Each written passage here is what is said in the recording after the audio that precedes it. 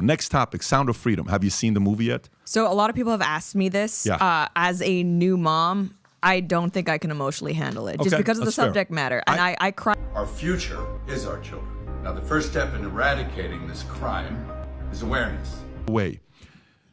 It's disturbing, it's emotional, it's tough, it's painful. Get ready for a new Hollywood drama sensation as Mel Gibson's explosive revelations in the movie Sound of Freedom take center stage.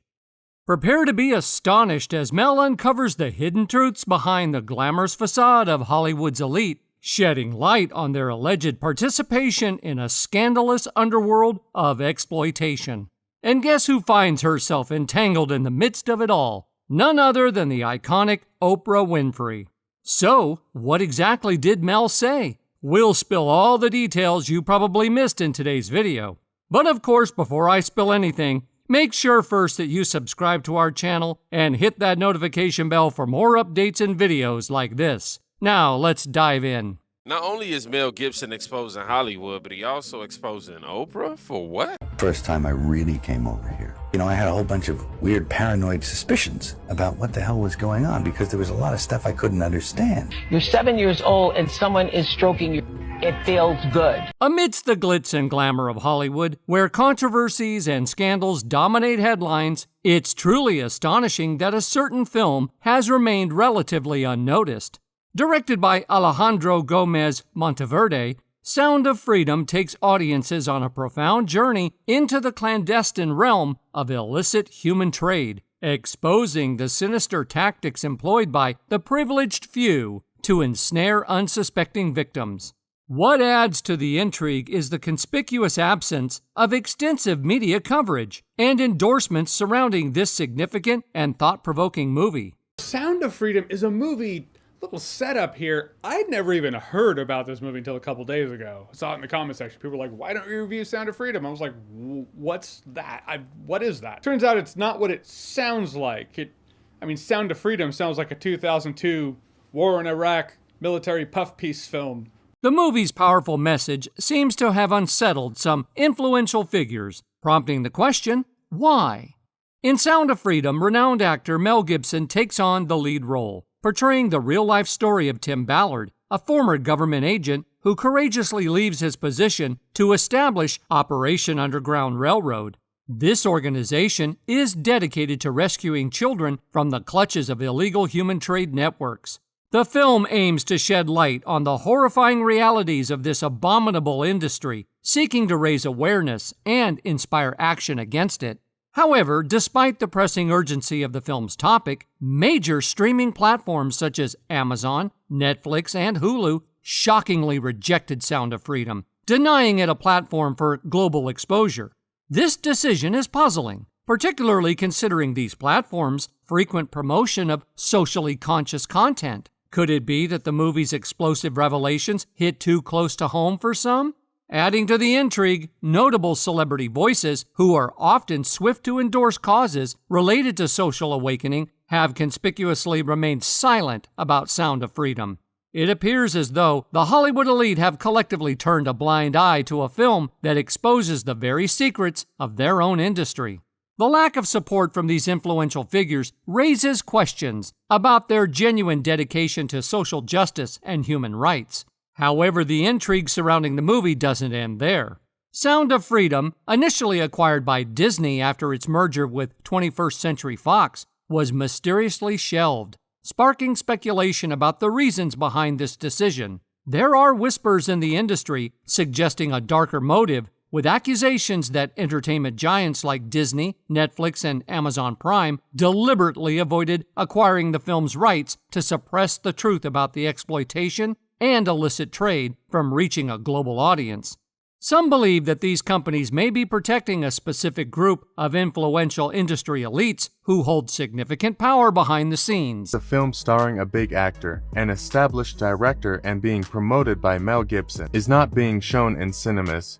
These individuals, often seen as philanthropists with noble intentions, might have hidden motivations far more sinister than initially thought. The Good Club, an exclusive gathering of billionaire philanthropists including Bill Gates, George Soros, Warren Buffett, Oprah Winfrey, David Rockefeller, and Ted Turner hold secret meetings in New York City, adding further intrigue to the situation. Beginning, you're going to feel the pain of the father taking his kids, a daughter and a son, who is approached by a recruiter saying, your kids can be models, they can be in movies.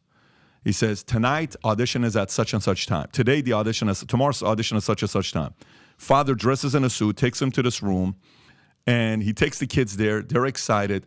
Put the kids in the room, and the girl says, come back to pick them up at 7 o'clock. He says, in addition to prominent figures like Bill Gates and Warren Buffett, there are also lesser-known but equally wealthy individuals, such as Eli and Edith Broad, who make appearances, leaving us to wonder about the events that unfold behind closed doors. However, there is one name that stands out among them all: Oprah Winfrey. Known as a billionaire talk show host and philanthropist with a larger-than-life reputation, it is disconcerting to consider that there may be a hidden side of Oprah that she prefers to keep concealed, a side that is far from admirable. The highly anticipated film Sound of Freedom aims to expose the shocking methods employed by Hollywood elites to ensnare unsuspecting victims. While the movie does not explicitly mention Oprah, her alleged connections to notorious figures like Harvey Weinstein cannot be overlooked. Despite Weinstein's well-known reputation as a predator, Oprah maintained a close relationship with him, sparking speculation that she may have even encouraged actresses to work with him. That 20-plus million child pornography pictures were uploaded on the internet the last year, a 5,000% increase in the last 5 years. The idea where they said every year 2 million kids go into trafficking, going into being sold in the black market, and then stats about how you can sell cocaine one time, but you can sell the same child 5 to 10 times a day for 10 years. This led to accusations of her potential complicity in the alleged misconduct. These allegations presented a stark contrast to Oprah's public image as a champion of women's empowerment and a supporter of the #MeToo movement. Critics argued that her association with Weinstein highlighted a double standard in her approach to those accused of wrongdoing. However, perhaps even more troubling was Oprah's decision to feature self-proclaimed healer and criminal John of God on her show, marking one of her most notorious moves. A man who claims to work miracles and heal the sick. He calls himself John of God, but there's nothing godly about him. Thousands of people flock to him, hoping for a cure to their pain, but leave fleeced of their money. You see, John of God's supposed healing isn't free. He's a thrifty businessman making tens of millions of dollars. And worst of all, our government's just granted him a visa, and next month he'll bring his show to Australia. Imagine this: a Brazilian healer who claims to possess extraordinary spiritual powers and uses them to supposedly heal people. It sounds like a storyline straight out of a captivating Hollywood movie, doesn't it? However, reality turned out to be even stranger and more unsettling than fiction. This is the tale of John of God, a man who operated a healing facility in Brazil, attracting vulnerable individuals seeking solace and spiritual guidance. Unfortunately, they were unaware of the dark and sinister nature lurking beneath his facade.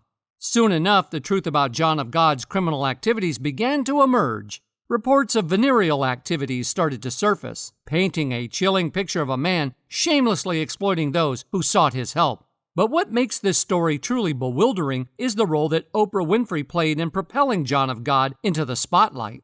By featuring him on her show, she inadvertently granted him a stamp of legitimacy, exposing him to a broader audience and unintentionally endorsing his reprehensible behavior.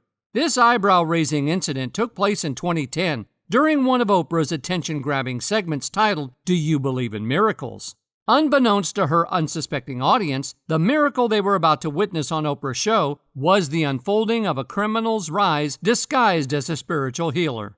Despite Oprah's attempt to salvage her reputation by expressing empathy towards the courageous women who came forward with allegations against John of God, the damage had already been done. Her involvement had left an indelible mark, forever linking her to this scandalous figure. Adding to the unsettling narrative, Oprah Winfrey's Leadership Academy for Girls in South Africa has been mired in controversy. In 2007, Oprah established the Leadership Academy for Girls, driven by her admiration for Nelson Mandela and her commitment to him. However, little did anyone anticipate that this venture would become a breeding ground for controversy, fueling whispers and skepticism from its very inception. We know what happens to these children when they're trafficked. We don't need to see it. I like the fact that the film knows that you don't have to show it to know it. Also makes it more accessible for people, you know? Upon the revelation of Oprah's ambitious project, the South African government swiftly voiced their disapproval. They criticized the exorbitant cost of the school and questioned its relevance in a country grappling with poverty. However, Oprah remained undeterred. With an air of grandiosity and a hint of arrogance, she pushed forward, creating an opulent institution boasting luxurious salons and extravagant gyms. It was at this point that conspiracy theories began to emerge, capturing the collective imagination. Whispers spread like wildfire, suggesting that behind the lavish facade, something much darker was unfolding, the possibility of illegal human exploitation. The opulence and extravagance of the school raised eyebrows and fueled suspicions that innocent young girls were being groomed for a life of exploitation. While no solid evidence ever surfaced to substantiate these scandalous claims, the whispers themselves added an additional layer of intrigue and suspicion to the already controversial academy. But the controversies didn't end there. Scandals and disputes soon plagued the institution, peeling back the layers to reveal a dark and sordid underbelly that Oprah had fought so hard to conceal. An employee named Virginia, whose job included managing the dorms, was involved in one disturbing occurrence. It was found that she had acted in an extremely inappropriate manner with not just one, but several adolescents between the ages of 13 and 15. These defenseless young girls, chosen by Oprah herself, had been mistreated by the person in charge of looking after them. It was a disgrace to Oprah and a troubling illustration of the inner workings of the school. Oprah jumped in with a team of detectives to find the truth in an effort to preserve her brand and repair her reputation. But the gloom persisted even after Virginia's scandal. It was revealed that a 15-year-old girl had been pressuring victims into silence and coercing them to not report the physical altercations to their parents or authorities. Less than 2 years later, another controversy broke out within the walls of Oprah's Academy, exposing a culture of roughness and intimidation among the students. Surprisingly, 7 students were suspended for engaging in threatening behavior and inappropriate behavior. The flaws seemed to be firmly rooted within the Academy's fundamental foundation, despite Oprah's attempts to address them. So what do you think? Is Oprah really behind all this? That's all for today. We hope you enjoyed that video, and if you did, make sure to hit like, subscribe, and hit that notification bell for more videos like this.